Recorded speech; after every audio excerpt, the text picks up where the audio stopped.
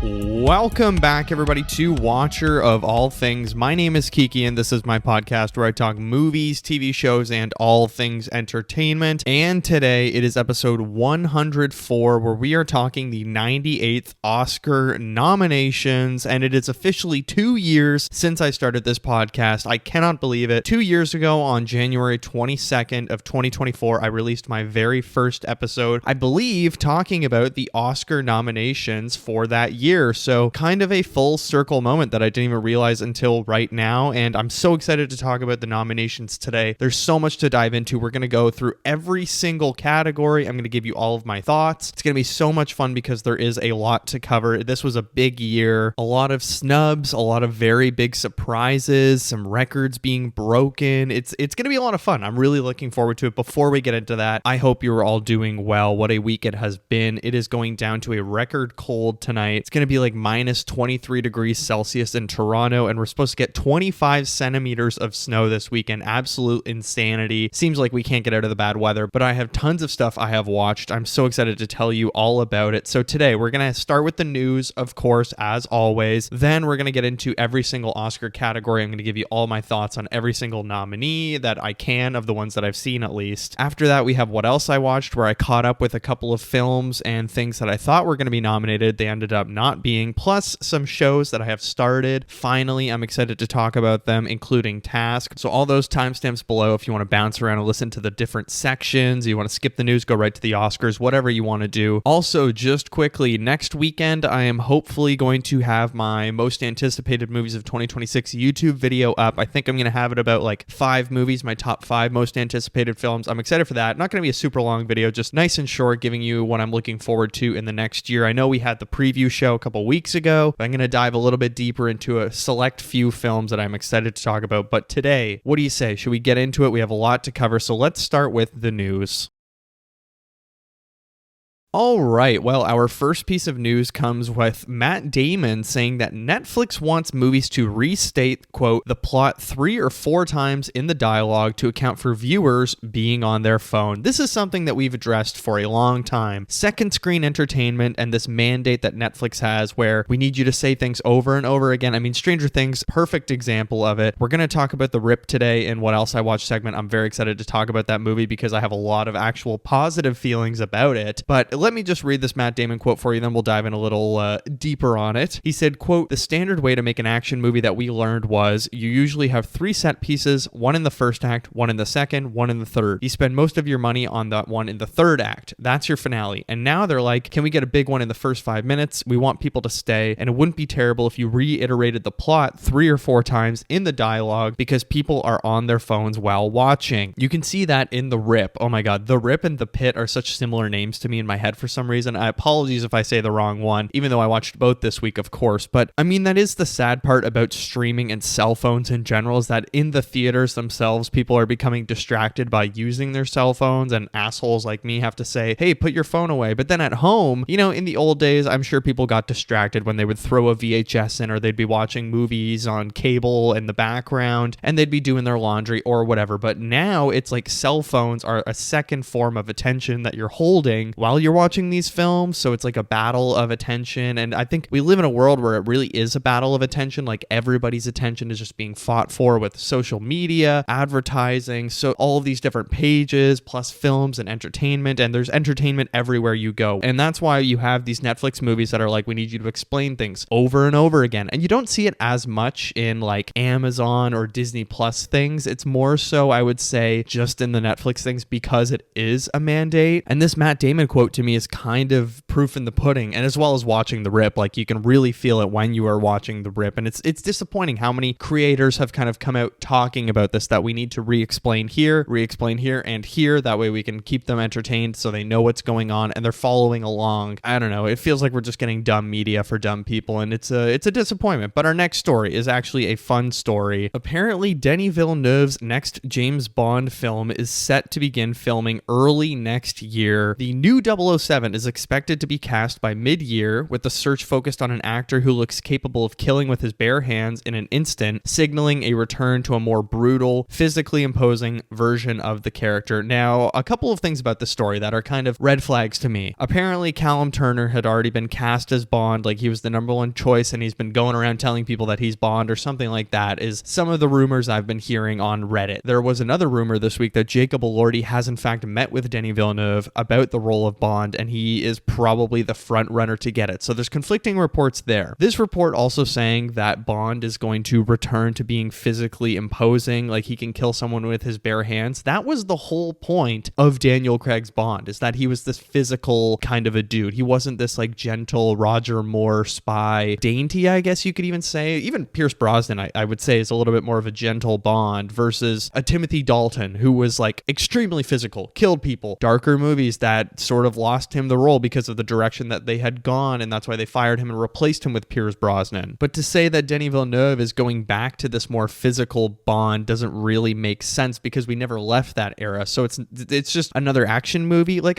it makes sense because I don't think you can really do this kind of current day James Bond that is, I don't know, dainty or a little bit more intelligent rather than physical. I do think as an action franchise, yeah, you need to make him physical because that's what people want from this franchise. I do hope it's a timepiece though, or a period piece rather, that is set in the 60s. I would love to see them move away from the modern era and really give us the fun 60s gadgets that could entertain us. If it is Jacob Elordi, I don't know. I think that's a pretty okay choice. I think he's kind of growing on me as an actor, and especially because they are going with a young Bond. It was, between him and Callum Turner. If either of them get the role, I think I'll be happy in the end. Callum Turner would be my first choice, considering he is actually British, but Elordi would be the second Australian Bond that we've had since, is it George Lazenby? Yeah, George Lazenby. He only got one film. Hopefully Elordi gets more. Is Elordi going to be the face of a film franchise? Possibly. This could be a big deal in his career that he could be in a franchise type thing. Who knows what director would take over after Denis Villeneuve, or how Bond is going to kind of transform over the next few years. Are there going to be spin-offs? Are there going to be secondary properties that Amazon is kind of churning out? But the story itself is interesting that it is indeed filming next year. I know they're still filming stuff for Dune Part 3 or Dune Messiah, whatever we're calling it now. So it's still a little bit foundational that they're trying to find their footing of who's even going to be Bond. The fact that we don't have a public casting announcement. I don't know how far along the script is. I feel like it's nearly there. Denis Villeneuve is still heavily involved in Dune Part 3, so he's,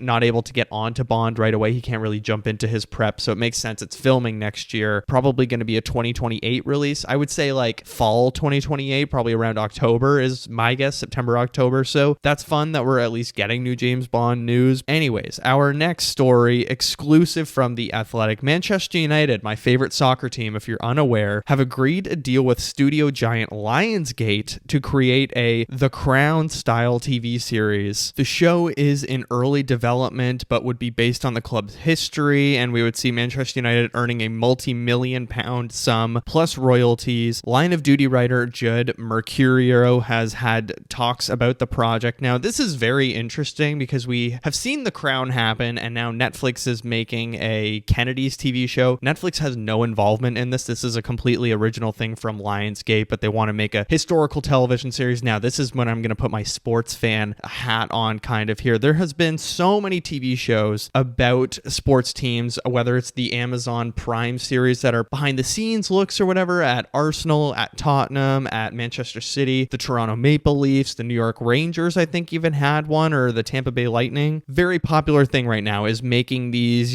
sports television series that are behind the scenes, but also historical ones. I think there was one about Manchester United recently as well, but this is a big deal because Manchester United is England's most historic club. Easily, you could argue that. We're talked about every week in the news. We have a ton of trophies, even though we're not very good right now and we don't win many trophies, but still, this is a big deal because you could have these giant actors possibly stepping into these roles, or is it just going to be like kind of a shitty BBC original? I'm not really sure, but there's a lot of history that they could go to, whether it's from Newton Heath, the original club, and then growing into the Busby Babes, class of 92, where we would see people like David Beckham. Who's going to play a young David Beckham and his insane family?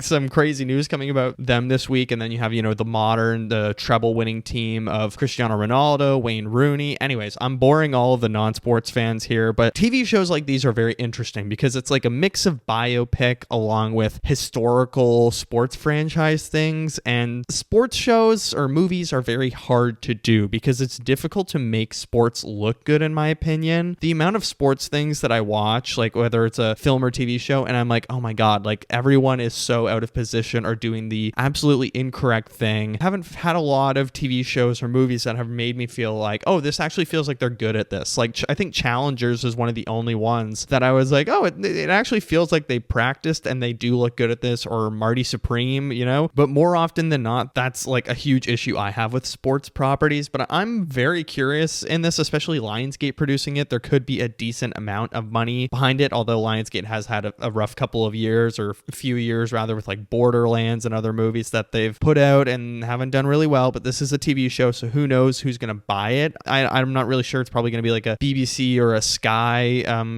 right? Sky Sports, Sky Entertainment, I guess is what they have in Europe. So we'll see where the pieces fall. Let's move into our final story, and then I want to jump into the Oscar nominations because I'm going to have tons to say. The final story, Christina Hodson, writer of The Flash, Birds of Prey, and the canceled Batgirl film, is reportedly set to write the script for Batman, the Brave and the Bold, the DC Studios' attempt at bringing Batman into their universe. This is groundbreaking news because if you didn't know, The Flash, not great. I mean, look, there's bones in there that could have worked as a film, but I think the execution is so bad. So right now, it's looking like Christina Hodson's going to write and Andy Muschietti potentially directing. However, I think Andy Muschietti, now that Welcome to Derry, that's what the prequel series is called, that was a very big show for HBO Max, and allegedly he might not be able to direct The Brave and the Bold because he might just genuinely be busy now that he's considered a quote-unquote hot commodity. As for Christina Hodson, I think it is unfair to fully criticize her because she did write a canceled Batman Beyond script, or a script that at least the studio really liked, but the film was never greenlit. She also wrote the Batgirl script, and that was like caught up in the meshing, whatever. People said it was a terrible film. I don't know. I have very mixed feelings about this because she wrote the Flash film after it had been rewritten 1,000 times, rewritten, new characters introduced, blah, blah, blah, all this stuff. She writes the Batman Beyond film that apparently featured Michael Keaton. She wrote Birds of Prey, which a lot of people really liked. I don't know. It's just, I don't feel confident in her writing the film, given that she has a very spotty background with especially Batman specific projects. And you have, you know, the guy who literally wrote Daredevil, Drew Goddard. He's talking about how much he loves Batman, and he wrote the amazing series premiere or the pilot for Daredevil, which was like basically a great Batman audition. You have Sam Raimi, a director who's out there publicly saying, I wanted to make a Batman movie. I couldn't get the rights. I would still love to make one. It just seems like there's a no-brainer of a really good writing and directing combo out there that could make something super, super, super revolutionary or just entertaining versus giving the people who made The Flash another run at Batman. It's just like, what are we learning from here? The third act of The Flash was one of the worst things I have seen in all of superhero films because it was just such a disgusting slopfest insult, and we're just going to reward that by being like, yeah, you know what? You can actually do another Batman film. It's like, what the fuck are we doing, man? I think there's so many more interesting directors and writers who could have brought something to the table specifically for Batman, such a unique voice within the superhero world, or especially if you're going to have a Batman and Robin film, potentially the first proper one of the modern era after Batman Forever and Batman and Robin. We haven't had a proper on-screen Batman and Robin, you know, other than The Dark Knight Rises, I guess, but actually Robin, especially it's going to be The Brave and the Bold. Potentially that is Damian Wayne, although I've heard there's been some crazy rewrites and replanning. But I am a little bit worried about how Batman is going to be in the DC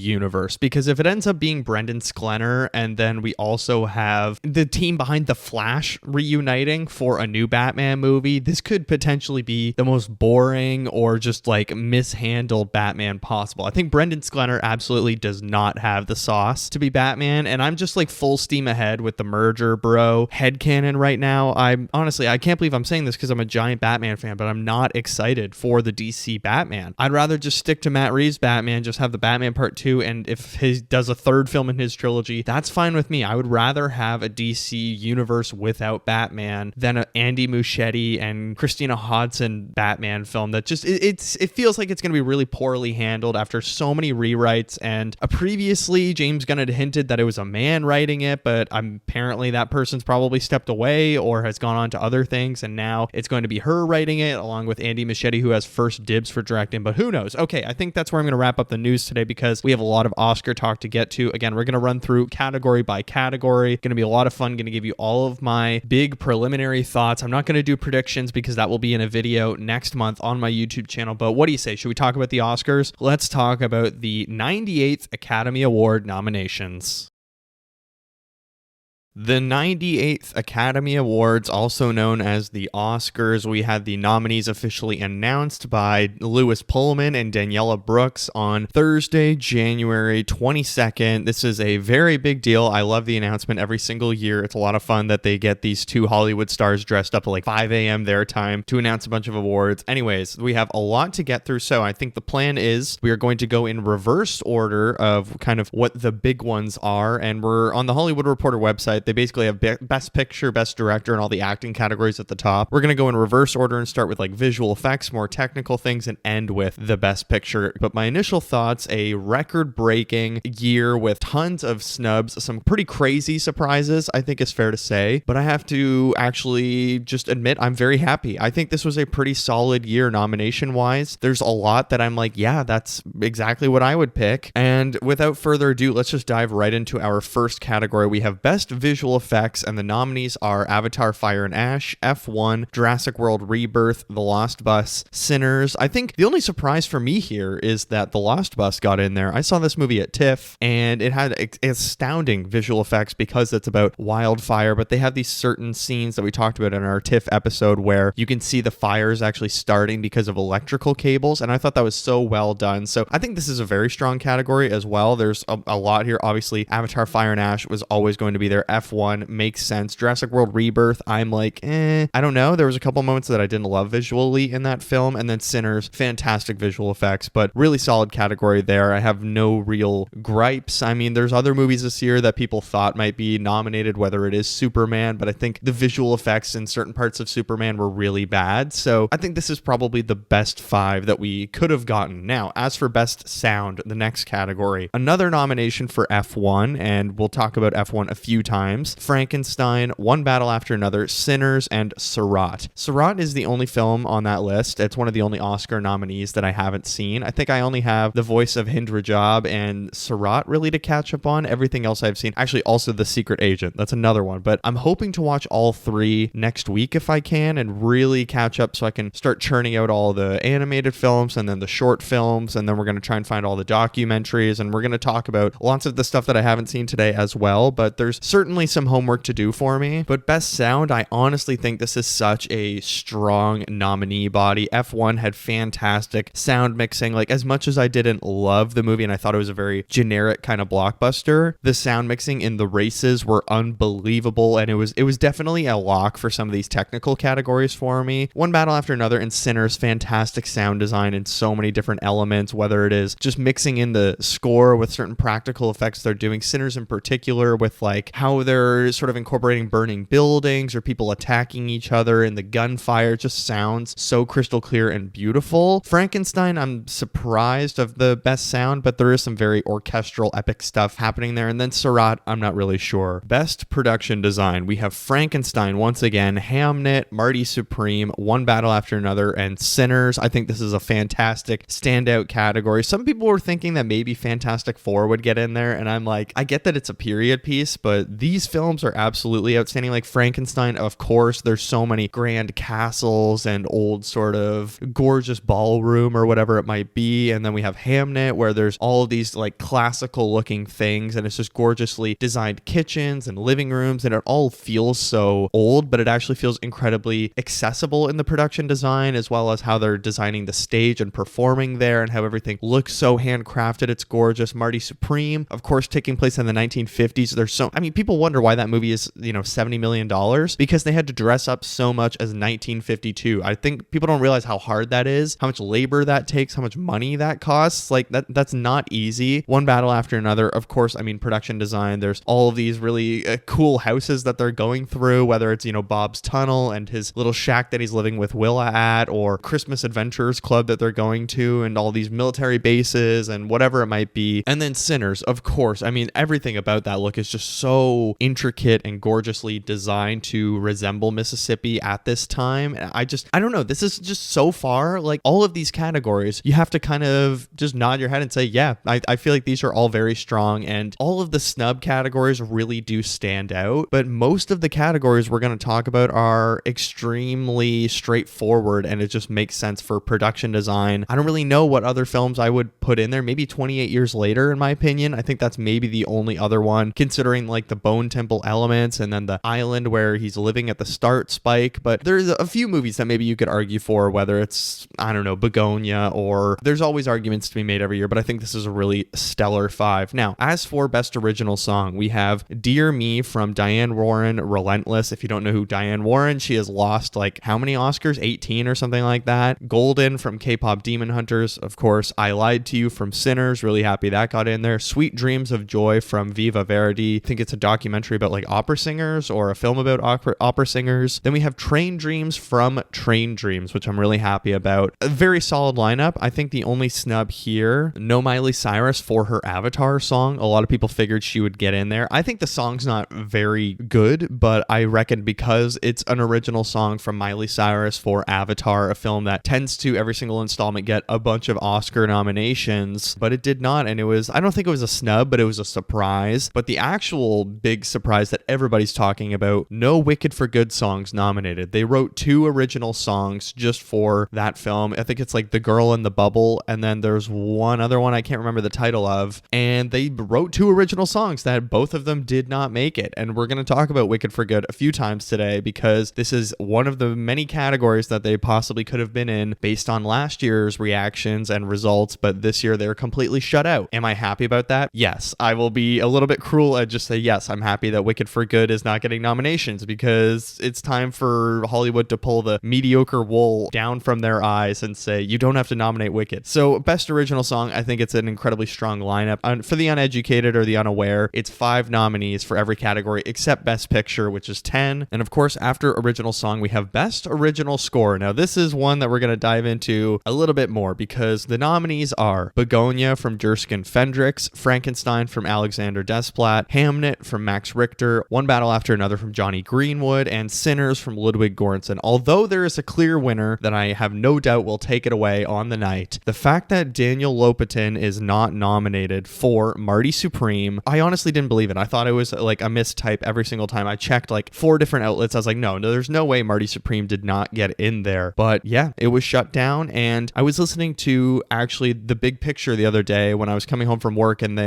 Sean Fennessy and Amanda Dobbins were reacting to the Oscar nominees, and they made a very interesting point that last year Challengers was shut out, and that is a very like electronic, high-paced synth soundtrack. Trent Reznor, Atticus Ross, they're snubbed at the Oscars. This year we have Daniel Lopatin, who's doing this like 80s electronic synth kind of sound, and it's also shut out after people are raving about it. And maybe it says something about the awards body that all of the voters do not like this electronic synth sound, and they like the more traditional orchestral sounds that go into a movie score. I don't know, potentially that's valid. I mean, this year we had some fantastic scores. As much as it is an absolutely dog shit movie, the Tron Ares soundtrack was outstanding, and same with Marty Supreme, another very good high-paced electric soundtrack that's not nominated. And that's maybe my biggest gripe of all of these nominations, is Marty Supreme not getting in there for best soundtrack. I honestly thought it was a lock-in from the first time I watched the movie. I was like, okay, if they don't get any other nominations, at least they get best original score, although I was pretty confident they would get others. But you look at Begonia, it has like a very stringy type feel to it. Same with Frankenstein. Hamnet, of course, Max Richter, gorgeous. And Johnny Greenwood, I think One Battle After Another is actually not Johnny Greenwood's best score. Like There Will Be Blood, I think is so much better, but One Battle After Another still very strong for me. Sinners, Ludwig Göransson, I mean, I don't want to give away my prediction video that's going to come on like March 1st or February 28th, but I think he's going to be the clear winner. He's literally swept, and he's just an unstoppable force right now, Ludwig Göransson. But let's move into best makeup and hairstyling. As I take a sip from my coffee, we have Frankenstein from Netflix, of course, Mike Hill, Jordan Samuel, and Cleona Fury. I'm sorry I haven't read like the nominees individually or the team behind each category. After that, we have Kokuho. I've never heard of this, from Kyoko Toyokawa, Naomi Hibino, Tadashi Nishimatsu. Sinners from Warner Brothers with Ken Diaz, Mike Fontaine, and Shinuki Terry. The Smashing Machine from A24, Kazuhiro, Glenn Griffin, and Bjorn Rabin. The Ugly Stepsister, which is independent film company in Shudder, Thomas Foldberg, and Anne Catherine Sauerberg. Now, that's a very interesting lineup. I think that's a very strong nominees with Frankenstein, Sinners. The Smashing Machine, of course, is a film with prosthetics all over Dwayne "The Rock" Johnson. It makes sense. Kokuho, and I know The Ugly Stepsister is a body horror. I have avoided it all year on purpose. I really like this lineup, though. I think there could have been a lot of films that could have involved, whether it's 28 years later, but still, can't really complain about that lineup. After that, we have Best Live Action Short, one of the categories that obviously I have not seen yet. I feel like every year there's 3 categories that nobody can see unless you're in the industry. It's Best Live Action Short, Best Documentary Short, and Best Animated Short. I feel like those 3 short categories are so hard to come by. I know the Revue Cinema in Toronto here is going to be showing them all, but it's going to be at the end of February going into the Oscars, so I probably won't be able to see them all in time for my prediction video, but I might still go and check them all out, of course. So Best Live Action Short, let's get back to this. We have Butcher Stain from Meyer Levinson Blout and Owarn Caspi, A Friend of Dorothy from Lee Knight and James Dean, Jane Austen's period drama from Julia Axe and Steve Pinder, The Singers from Netflix by Sam A. Davis and Jack Pyatt, so maybe I could actually watch that one. Two People Exchanging Saliva by Alexander Singh and Natalie Mastetta. There are your Best Live Action Short nominees. I have no clue what any of those are, so I can't really comment on what they might have chance-wise. I mean, that's the only downfall of not being able to see these, is it hinders your commentary, but something I can comment on. Best Film Editing. F1, edited by Stephen Marioni. Marty Supreme, edited by Ronald Bronstein and Josh Safdie. One Battle After Another from Andy Jurgensen. Sentimental Value from Olivier Bouge-Couette. Sinners by Michael B. Shover, I think is how you say it. Very strong lineup. Maybe the 5 I would have picked, to be honest, but I could see a world where 28 years later may have gotten in there, but it's completely shut out from every single category, which is a real bummer. I think I would have also liked to see No Other Choice. That was such a beautifully not only shot film, but I think the editing plays such a heavy role in that film with all these amazing cross dissolves that are just so fantastic and masterful to watch. But it was completely overlooked, and also maybe Train Dreams. I think there's so much interesting use of montage and editing in that film that is really telling the story of a passage of time that maybe you do get in these other films. Obviously F1, incredibly edited film on a technical level. Marty Supreme, the editing adds into the pace so much. One Battle After Another, the editing is just fucking flawless in that movie. Same with Sentimental Value, Sinners. I mean, you can't really complain with these 5 nominees. And again, in most of these categories, when I'm talking about the other ones that could have possibly been there and why weren't they there, I'm not trying to talk down the ones that were nominated. A lot of the time, I agree with the 5 that were nominated, but it's just like, well, there was these other ones that were very good as well, and it's hard to see why they weren't in there. So I don't know. No Other Choice, I think it's part of a larger issue that maybe Neon wasn't behind No Other Choice enough, or they just had too many horses in the race, and it's difficult to get all of your films nominated. And same with Train Dreams. I mean, it's nominated in other categories. It didn't get Best Film Editing. It is what it is. But let's move on to Best Documentary Short, where we have All the Empty Rooms from Joshua Seftel and Connell Jones. Armed Only with a Camera, The Life and Death of Brent Renault from Craig Renault and Juan Arredondo. Children No More, Were and Are Gone from Hilla Medelia and Sheila Nevins. The Devil is Busy from Crystal Lynn Hampton and Gita Gandbir. Perfectly Strangeness from Allison McAlpine. Now, there's some big hitters in this category because there's Netflix, HBO, Sky, and HBO again. So these are like,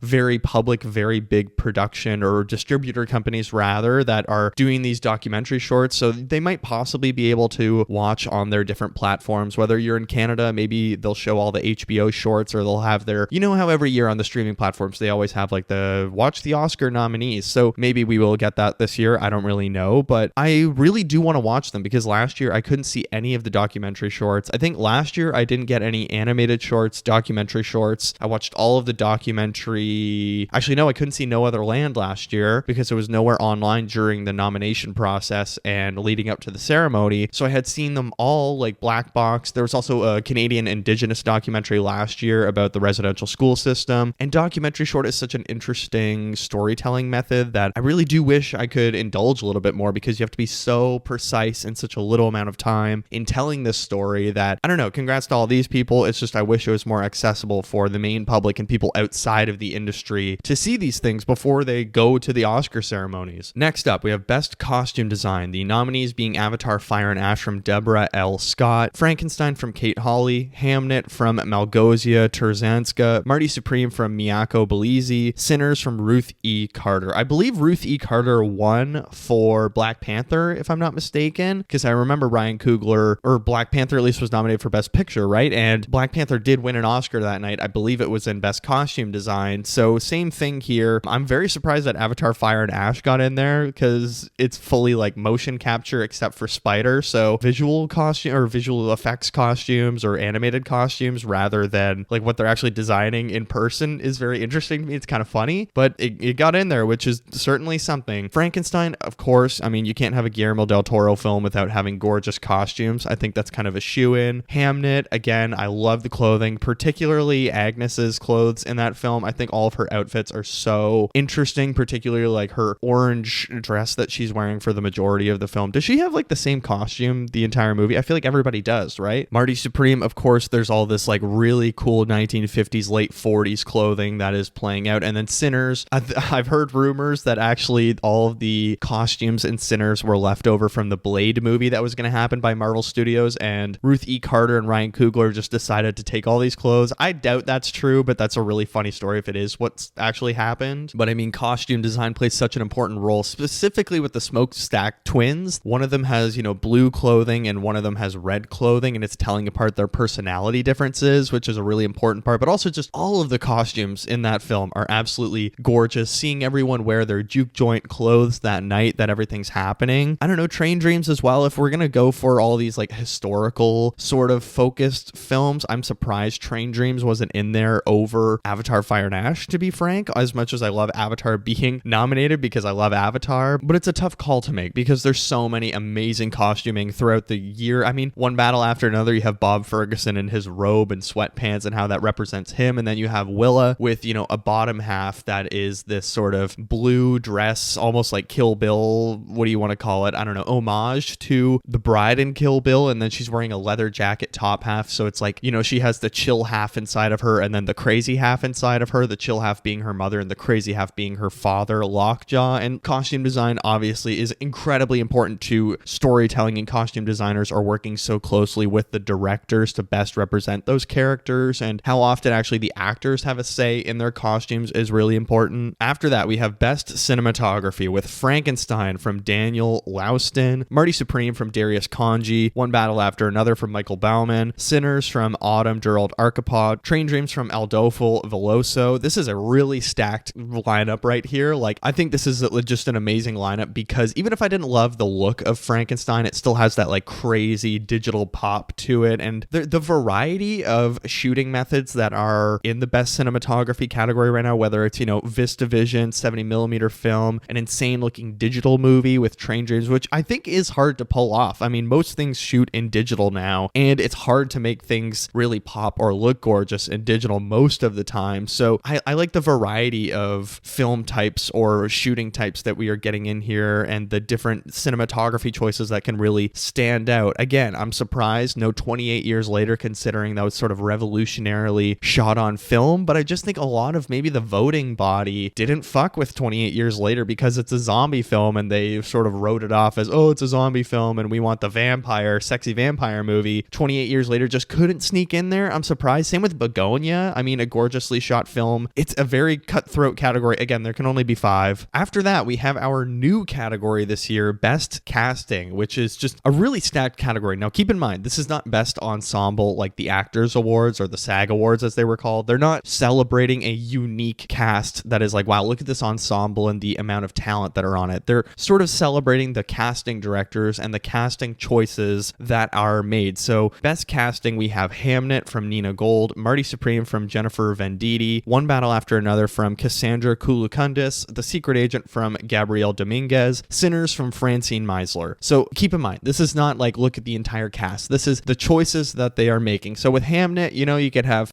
Jacoby Jupe and Noah Jupe, the brothers, playing Hamlet or Hamnet themselves. Marty Supreme, whether it is all the real people that are involved in the film, and how the Safdie brothers, both of them like casting non-actors, and that's a lot of work to go with. One battle after another. I mean, they have real skateboarder dudes that PTA just put through his film when they're actually going through and trying to get Bob to the Sister of the Sacred Beavers. But best animated short, let's just fly through this one. Butterfly from Florence Maelhe and Ryan Dyens. Oh my god, I'm so sorry. Forever Green from Nathan Engelhart and Jeremy Spears. The Girl Who Cried Pearls from Chris Lavis and Maciek. Oh, this is a very Polish name. Cezerbowski. Retirement Plan from John Kelly and Andrew Friedman. The Three Sisters from Konstantin Bronzit. Let's just move into the next category because I have nothing to say about that. Documentary feature. Best documentary feature. The Alabama Solution, which I think a lot of people had on the cards. It's from HBO and Andrew Jarecki and Charlotte Kaufman. Come See Me in the Good Light, which is on Apple. You can watch it right now, from Ryan White, Jessica Hargreave, Tig Notaro, and Steph Willen. Cutting Through Rocks from Sarah Kaki and Mohammed Aini. Mr. Nobody Against Putin, nominees to be determined. I guess they don't have a choice yet. And then a Netflix one that apparently has a lot of drama behind it. The Perfect Neighbor from Geeta Gandbir, Alyssa Payne, Nikon Kwantu, and Sam Bisbee. I'm planning on watching Come See Me in the Good Light and The Perfect Neighbor next week. I'll report back with those. Best international feature. Now we have something we could chew on. We have from Brazil, The Secret Agent. From France, It Was Just an Accident. Norway, Sentimental Value. Spain, Surat, and Tunisia, The Voice of Hind Rajab. I've only seen two of these. It Was Just an Accident and Sentimental Value, but again, I'm trying to knock the other three off next week. No Other Choice not being included was a major shock to some. I do feel like The Voice of Hind Rajab or Surat took the places, but a very competitive. I mean, we have a few neon films here, so it's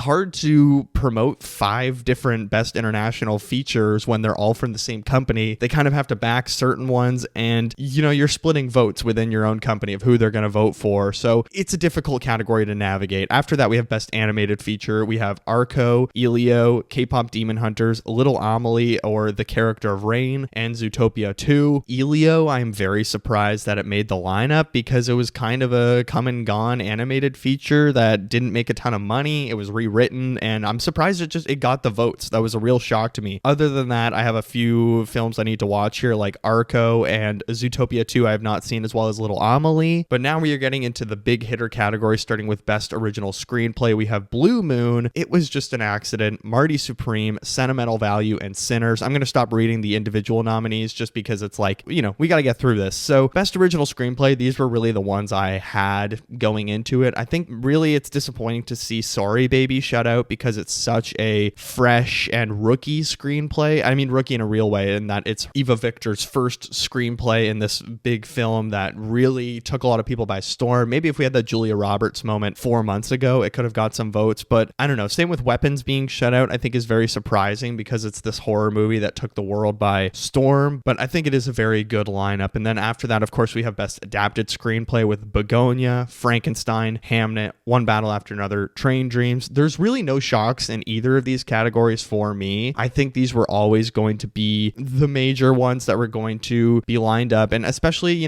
because it's divided by adapted and original, I think there's a good chance to really celebrate two different films. Like, if Ryan Coogler wins, maybe that could be the only time in the night that we actually get him on stage, and that's going to be a really key fact in voting, because look, some people think the Oscars voting is based on actual quality, when sometimes it's just about celebrating the people that are behind these things, and the voting body is people that are in the industry. Like, there are writers, there are visual effects people, there are hair and makeup people that are voting and choosing the nominees, and that's what people forget. They're like, well, I didn't like that film. It's like, okay, but the people that work in the industry appreciate the person who worked on it, and that can be a huge factor, in comparison to what's on the screen. Off the screen stuff is just as important, and the relationships that people have with these filmmakers or the people that are involved. Now we have the acting categories as well as picture and director. Let's start with Best Supporting Actress. Elle Fanning for Sentimental Value, Inga Ibsdottir Lilius for Sentimental Value, Amy Madigan for Weapons, Wunmi Mosaku for Sinners, and Teyana Taylor for One Battle After Another. Ariana Grande locked out. I'm extremely happy about this because Wicked for Good was such a mediocre pile of dog shit that I did not enjoy. Thought it was just such a mundane sequel that is just doesn't deserve all of these Oscars, and I would much rather see Wunmi Mosaku, who I thought was fantastic in Sinners, get in here, rightfully so. Same with Elle Fanning, who carries a large portion in such a great supporting way for sentimental value. Extremely strong lineup. They would have been my 5 from last year. Very happy for all of these people. Same with supporting actor. There is a bit of a shutout here that a lot of people were surprised by. The nominees are Benicio del Toro for One Battle After Another, Jacob Elordi for Frankenstein, Delroy Lindo for Sinners being the real surprise, Sean Penn for One Battle After Another, and Stellan Skarsgård for Sentimental Value. Now, noticeably, no Paul Mescal, maybe the most nailed-on nominee we've had all award season of people being like, oh yeah, Paul Mescal's going to be there. He's not there, which is a huge shock. Delroy Lindo getting in. Does the Academy just not like Hamnet that much? I'm not sure. What is the thinking there? Maybe it's a little bit of the voting body being like, look, Delroy Lindo has been acting for 50 years. He didn't get the 5 Bloods. He was not a winner in that category when maybe, he should have won that year because it wasn't as strong. Versus this year, I feel like Paul Mescal is taking a little bit of the attention away in Hamnet from Jessie Buckley when the perspective shift comes. And if you remember my Hamnet episode, my biggest complaint about the movie was the shift in focus to Paul Mescal in the third act, which I don't like. And that's not what a supporting role should be doing. So maybe the Academy just doesn't love Paul Mescal in that film, or it's a way of being like, look, Delroy Lindo, celebrated actor. It's been 50 years. Let's give him a nomination along with Stellan Skarsgård, who's, I think, the first foreign actor to be nominated in Best Supporting Actor. That's a big deal. And it might just be like, let's reward these 2 veterans. And Paul Mescal, he's going to have his time. He's already nominated for, is it 2 Oscars or 1? I mean, he had After Sun, and that was a huge deal for him being in a lead performance. And now there's this, I think he'll be okay. I think that's just kind of the feeling around the Academy. Now let's move into Best Actress, where what the actual fuck? We have Jessie Buckley for Hamnet, Rose Byrne for If I Had Legs I'd Kick You, Let's Go, Kate Hudson for Song Sung Blue, Are You Kidding Me? Renat Rensve for Sentimental Value, and Emma Stone in Begonia. Very disappointing category for me because Kate Hudson getting in, I think, is very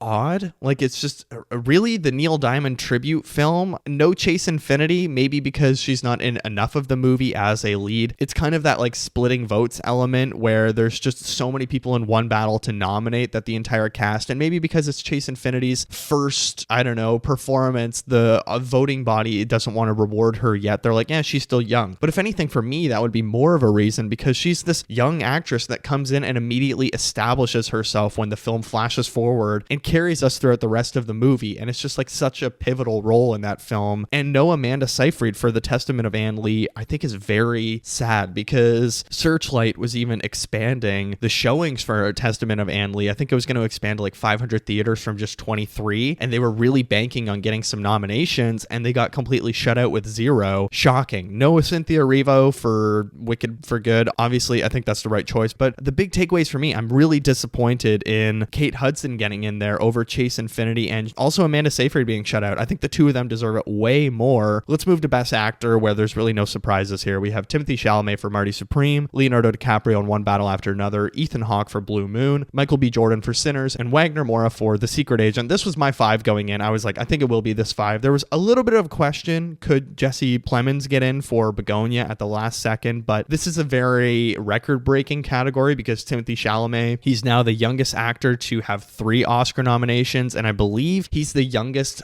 double nominee because he's a producer on Marty Supreme for Best Picture. So he's the youngest double nominee of the night, which is really cool, alongside Emma Stone, who is the youngest female double nominee. We also have Leonardo DiCaprio, who's now tied for lead actor with most nominations. He's tied with Robert De Niro. Yeah, pretty much the 5 I suspected. Not very surprising. Let's move to Best Director with Hamnet from Chloe Zhao, Marty Supreme, we have Josh Safdie, One Battle After Another, Paul Thomas Anderson, Sentimental Value, Joachim Trier, and Sinners, Ryan Coogler. A not very surprising 5 to me. I figured Josh Safdie would just get in over Guillermo del Toro and Jafar Panahi. I am surprised he got in, but I was predicting it because I really did figure people are liking Marty Supreme. The direction is such an important role in that film, and it's his first time directing away from his brother, so it's a big deal. Jafar Panahi getting shut out is disappointing that we couldn't get him in, and the foreign director that was chosen was Joachim Trier. I think it does make sense because Sentimental Value got like 9 nominations in the night, so it was a big deal, and maybe it was just an accident. It wasn't as big with the voting body as they had maybe predicted, but it would have been a good chance to get Jafar Panahi on stage, talk about what's happening in Iran, talk about his experience with jail and imprisonment. Guillermo del Toro not being nominated despite so many nominations for Frankenstein. I think it had 7 or 8. It's surprising. surprising that it's director being shut out, but all of the technical elements are really there. Bit of a Dune situation for him. Now let's move on to Best Picture, the final category that we want to talk about. We have Begonia, F1, Frankenstein, Hamnet, Marty Supreme, One Battle After Another, The Secret Agent, Sentimental Value, Sinners, and Train Dreams. Those are your 10. Maybe some surprises. We have 2 foreign films, which is a big deal. I think that's really cool. 2 Netflix films is surprising. Also, Paramount getting 0 nominations for any of their films this year. Very shocking. F1 is this year's blockbuster. I thought maybe it would be Avatar, Fire and Ash. Maybe it would be Weapons. Maybe Wicked for Good. But F1 is the crowd pleaser of the year. Every year there is a popcorn movie that gets into Best Picture. That's just how it is. This year it's F1. A lot of people predicted it would be F1. I mean, it's been on a lot of people's radars since it dropped that like, oh, this could be Best Picture contender because of how technical and how big it is and how much it's doing. But I'm not surprised. Like, I don't hate it. I think it's an extremely generic and weak movie. It's my least favorite of, I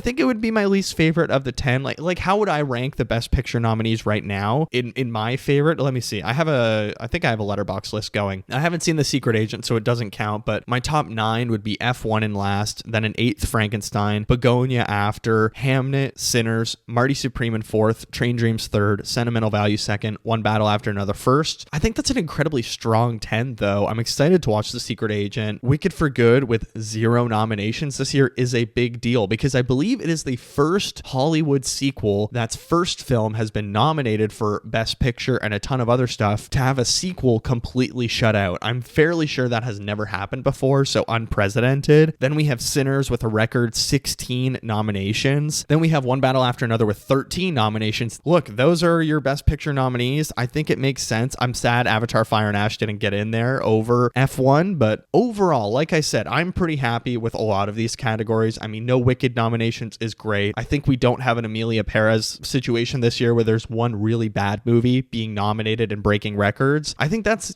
something to celebrate and be happy about. There's a lot of really cool celebrations here, like Rose Byrne for If I Had Legs, I'd Kick You being an Oscar nominee makes me incredibly happy. And One Battle After Another being so widely celebrated, phenomenal. I'm excited to really dive in over the next 2 months or month and a half until March 15th, catch up on as many of the nominees as I can. So every week you can check in on what else I watched, the end segment of the show, because I'm going to talk about things that I was catching up on for the Oscars. Even this week, I still have a few things that I think I was catching up on for the Oscars, but those are your 98th Academy Award nominees. What do you think of them? Let me know down below. But for now, let's get into what else I watched.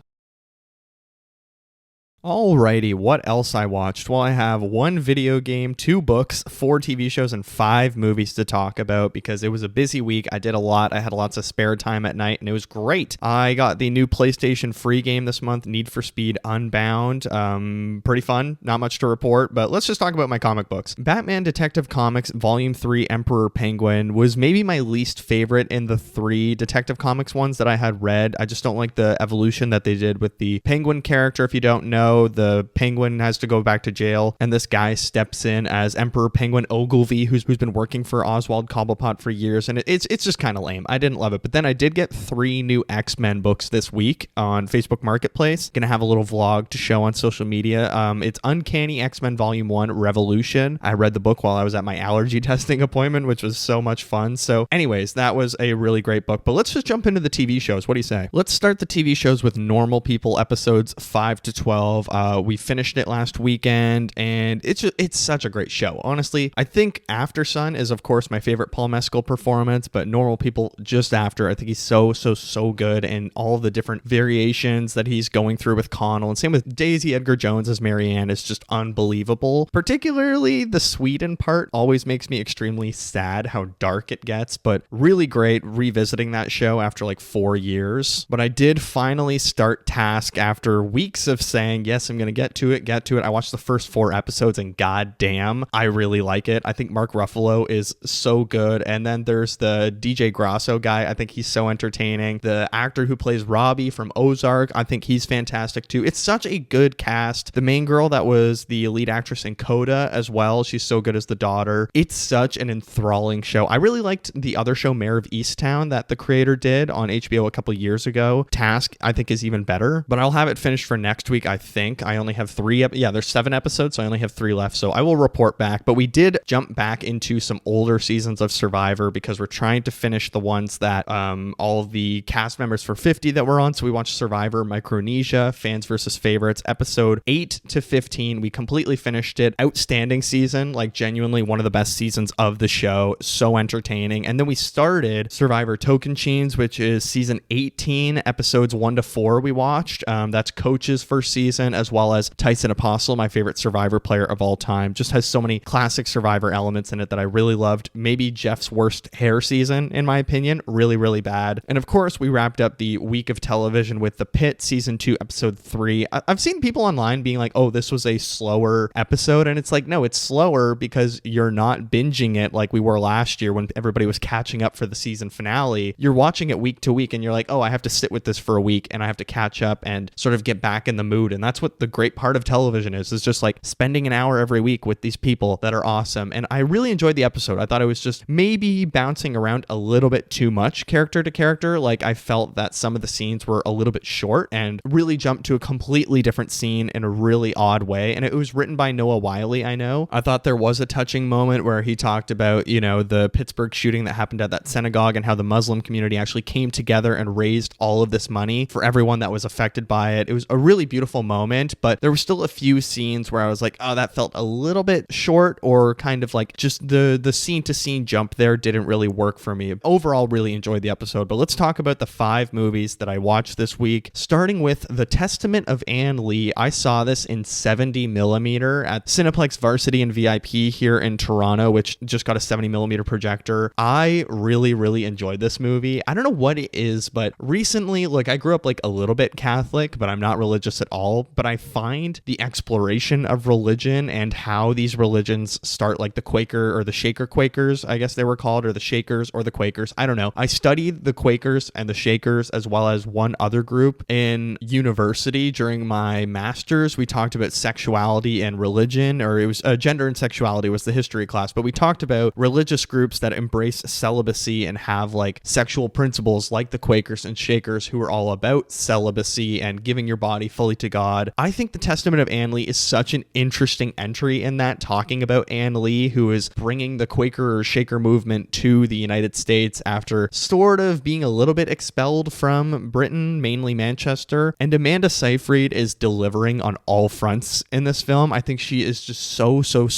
phenomenal. It's so well directed from Mona Fastfold. Like there's these musical scenes, and it's not actually a musical, I should say. I don't think it's just an outright musical. It's more that there are musical elements because it's the Quaker songs or the Shaker songs that they're playing. And it's funny because in the world or within the story, people can see that they're all acting out the songs and they're like, oh, shut up. Like nobody wants to hear you guys praying. So it's like a musical where people within the world are aware that it's a musical. It's a little bit, I don't know. It's like multi-dimensional, or it's a little bit meta, I guess you could. I don't even know how to explain it. Self-aware, I guess, is the best way to put it. But I thought it was such a strange film, even if the like certain elements of the movie didn't quite work for me in that they felt a little bit rushed, or there were other scenes that felt extremely slow and I felt could have been chopped down. Like I'm all for slow movies, but there were just certain scenes that I was like, this isn't really serving the intent that we want it to, or that we need it to, I guess you could say. But overall, I actually really enjoyed The Testament of Anne Lee. There was just so much amazing filmmaking in it. Like it's just such a gorgeous film, particularly watching it on 70 millimeter print. I find on the 70 millimeter, this was my 3rd film that I've seen on 70 millimeter. I really love the color blue, these shadows and like an overall haze over the film that just really brings out the deep textures and the graininess of the film. That's just so unique to watching things on film. And The Testament of Anne Lee really had that in spades. A wonderful film that I'm really disappointed it didn't get a single nomination, particularly obviously Amanda Seyfried. I wish she would have got a Best Actress nod, but let's be real, she still has a lot of life to give. I think she's a fantastic actress. She's not struggling to get parts. So I gave The Testament of Anne Lee 4 stars, a very positive experience for me. After that, we have a Netflix film, The Rip. I was very excited to watch this because I love Matt Damon and Ben Affleck together. I mean, Air from a couple years ago, really great movie. And I thought The Rip was so much fun. Just a really gritty, fun cop movie on Netflix with an interesting premise, as much as they are doing the annoying Netflix thing like we talked about in the news, where they're repeating things over and over. Well, we have to count the money here. We have to make sure every cent's accounted for? Why is the cartel here? Blah, blah, blah. What were you doing there? But at the same time, like, look, as annoying as all of that was, I really liked the twists and turns, even though I knew the guilty people were guilty from the first scene that we met them. I was like, oh, well, that person's obviously going to be behind this all, and extremely obvious twists and turns, but at the same time, it's so hard not to enjoy that. That's 15 years ago. That's a movie that I would have fallen asleep to and woken up to at my grandparents' house on like cable television, because it's just a classic sort of 90s feel to it, and I had a really fun time with it. I gave it 3 stars. Another period piece kind of feeling thing, or this one's actually a period piece, Dead Man's Wire, a 2025 film from Gus Van Sant, who, if you don't know, did Good Will Hunting, stars Bill Skarsgård and Dacre Montgomery. It's a true story about Tony Christus, who attached a dead man's switch, like a shotgun, to himself and a banker, or a mortgage broker more specifically, that works for their father that had promised them this land, but then actually ended up, it cost Tony a bunch of money. It's a true story. It actually happened in like 1972, 74, around there. I think Bill Skarsgård is so good in this movie. He's absolutely hilarious despite being the kidnapper, but he's so like charming and relatable and normal, and you just really identify with him the entire film. So you should really see Dead Man's Wire if you can, because it was an incredibly entertaining time. I gave it 3.5 stars. I wish I could have seen it in theaters, but the one it was playing in is like so far from my apartment, so I was like, there's no chance I can get there. It's going to be at least an hour and 15 minutes, but I was lucky enough to get a screener for it, so I watched it at home on my laptop. Bit of a bummer, but really good movie. 3.5 stars. Then we have another PTA film. I'm making my way fully through the filmography. The Master from 2012. It stars Joaquin Phoenix, Amy Adams, Philip Seymour Hoffman. Of course, this is the one that I've seen a lot of people being like, you really need to watch it multiple times, because the first time you watch it, it's going to seem like, oh, this is not what I expected. And then every time you watch it, it goes a little bit deeper and deeper and deeper. And it's true. But even on my first time watching it, I had so much enjoyment from this. I think there's such a powerful dynamic between Joaquin Phoenix and Philip Seymour Hoffman, who Philip Seymour Hoffman is playing like the leader of this kind of Scientology type cult, and how Joaquin Phoenix tries to abide by the rules, but he's clearly someone that can't live under those rules, and it doesn't work out. Really gorgeous movie about friendship, and Philip Seymour Hoffman recognizing that friendship, and how overall at the end of the day, like, you can't really believe in rules. You have to more believe in sort of human connection and spiritual connections that will guide us through. I think there's just so much great writing and like friendship moments and really kooky stuff happening there that I really, really adored. So I gave it 4.5 stars. I was like, even if this isn't my favorite PTA film, it's still a really strong entry because I had so much fun watching it. And finally, the last film that we watched this week, the movie we were originally going to talk about today, Mercy, the AI cop film with Chris Pratt, Rebecca Ferguson. Genuinely one of the worst movies I have ever seen in a movie theater. People were laughing at how bad it was. Like, this was War of the Worlds level bad. There's such muddy AI ethnical concerns in the movie. Like, it's just, you're on trial with an AI judge who just happens to have access to everyone's cell phones, everyone's personal records, everyone's private cloud information. And the movie never really addresses that. It's like, well, it's necessary for the court case. It's like there's no private anything. No one has a private life. And that's why people have burner phones. But also, just, you know, putting the themes aside, the movie is absolutely dog shit. It's boring. It's not entertaining. It's terribly acted, terribly directed. It looks absolutely awful. There's so much stuff that just doesn't work about this movie. And it is War of the Worlds level Zoom call filmmaking that really, really pissed me off and just annoyed me. So I didn't love it. I gave it 1 star because it was genuinely just terrible, terrible, terrible. I wouldn't recommend it. Don't watch it unless it's at home and on streaming and you can watch it on Amazon Prime and you want to laugh about how bad a movie is. But next week, we have a lot of stuff that we're going to talk about. There's lots of stuff that I have to see for the Oscars, whether it's Arco, Surat, The Secret Agent, The Voice of Hind Rajab, a bunch of the documentaries I might try and watch. Also, I'm going to have my most anticipated movies of 2025 video, hopefully up on YouTube by next weekend. But for now, that has been what else I watched.